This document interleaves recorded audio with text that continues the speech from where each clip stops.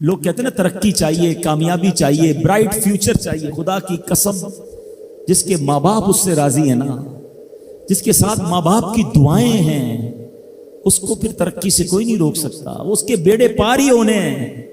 اور ساری دنیا واہ واہ کر رہی، ماں باپ پریشان ہے، وہ برباد ہی ہونا ہے. ماں باپ کو تنگ نہ کرو، بالخصوص ماں کی قدر کرو. ماں کا کوئی نیبل بدل نہیں. اور یہ دعا دے دے تو بندہ کدھر پہنچ جاتا ہے. اچھا پھر آج کل ایک اور ٹرینڈ چلا ہے، کسی بھی طرح کا زندگی میں مقام بڑھ گیا نا، مشہور ہو گیا، اب وہ ماں باپ پر بھی روب جما رہا ہوتا ہے. پتہ نہیں میں کتنا بڑا آدمی ہو گیا ہوں، اب میں آپ کی خدمت کہاں سے کروں گا بھائی، ٹائم ہی کہاں ہے میرے پاس.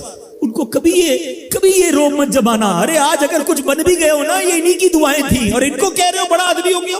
حضرت موسیٰ کلیم اللہ علی نبینا علیہ الصلوۃ والسلام، کتنا بڑا مرتبہ ہے. اور آپ نے ایک بار اللہ کریم کی بارگاہ میں عرض کیا، مولا مجھے جنت میں اپنا پڑوسی دیکھنا ہے.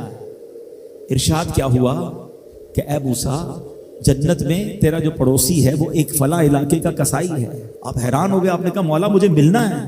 ایڈریس بتایا گیا، آپ چلے گئے وہاں پر. ایک نوجوان نے دروازہ کھولا، آپ اندر گئے.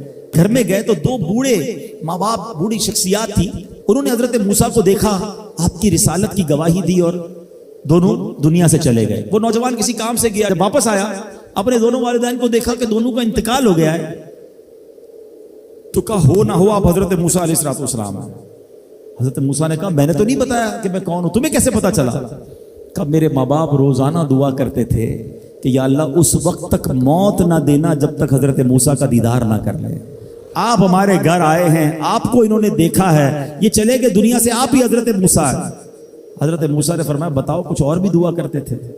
کہا ہاں، میں اپنے بوڑھے ماں باپ کیونکہ چبا نہیں سکتے تھے، روز ان کو دیوالے چبا چبا کر کھلاتا تھا. اور جب بھی کھانا کھلاتا تھا نا، میری ماں دعا کرتی تھی یا اللہ میرے بیٹے کو جنت میں موسیٰ کا پڑوسی بنا دینا. حضرت موسیٰ کہتے بیٹا تیری ماں کی دعا قبول ہو گئی ہے، تو ہی جنت میں میرا پڑوسی ہے. یہ ہے ماں کی دعا. اور یہ وہ دعا ہے جو بن مانگے مل رہی ہے، جو ماں کے دل سے نکل رہی ہے. آؤ میں بتاؤں کچھ بڑے آدمی، واقعی جس کو کہتے ہیں بڑا آدمی کون ہوتا ہے. امام اعظم ابو حنیفہ رضی اللہ تعالیٰ سے بڑا تو کوئی نہیں نا، کتنے بڑے وقت کے امام ہیں. مگر آپ کی والدہ ایک مسجد کے امام صاحب سے انسپائر تھی، مقرر تھے، وہ اچھے بیان کرتے تھے. تو آپ کو وہ کہتی کہ جاؤ وہ امام صاحب سے مسئلہ پوچھ کے آؤ. خود مفتی اعظم ہیں، امام ہیں کروڑوں حنفیوں کے. ماں کو یہ نہیں کہا کہ ماں پتہ نہیں میں کتنا بڑا مفتی ہوں، تم مجھے مسجد کے امام کے پاس بھیج رہی ہو. آج تو یہ ڈائریکٹ جواب دے دیتے ہیں نا، مجھے پتہ نہیں میں کون ہوں، مجھ سے بحث کر رہی ہو. اتنی کتابیں پڑھی ماں، تم نے تو پڑھا ہی کچھ نہیں. ابو جان آپ کو دنیا کا کیا پتا، مجھے پتا ہے. سنو امام اعظم، یہ ایسے نہیں بنتے بڑے لوگ. ماں کو کہتے ٹھیک ہے ماں، مسجد کے امام کے پاس جاتے، اس مقرر کے پاس جاتے. وہ کہتا حضور آپ مجھ سے مسئلہ پوچھنے آئے، آپ دنیا کو مسئلے بتاتے ہیں. کہ کیا کروں، ماں نے بھیجا ہے. کہ حضور جو آپ بتا رہے ہیں مجھے آپ ہی مسئلے کا جواب بتا دیں، وہی میری طرف سے ماں کو بھی بتا دیں.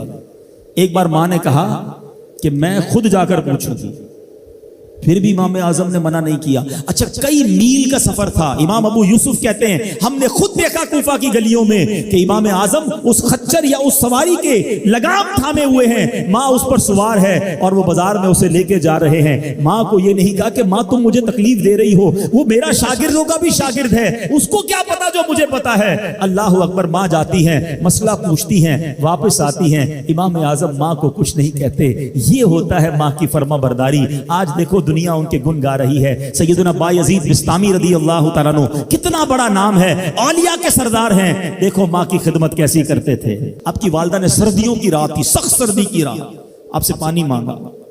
حضرت بایزید بستامی ماں کے پاس پیالہ لے کر گئے تو ماں سو گئی تھی. ماں کے سرہانے پیالہ لے کر کھڑے رہے، رات بھر کھڑے رہے سخت سردی میں. پانی تھوڑا سا آپ کی انگلیوں پر گرا تو وہ پانی برف بن چکا تھا. ماں کی آنکھ کھلی، دیکھا بایزید بستامی بستر کے کنارے کھڑے ہیں. کہ بیٹا کیوں کھڑے ہو؟ کہ ماں آپ نے رات پانی مانگا تھا نا، اس لیے کھڑا رہا کہ نہ جانے کب آنکھ کھل جائے.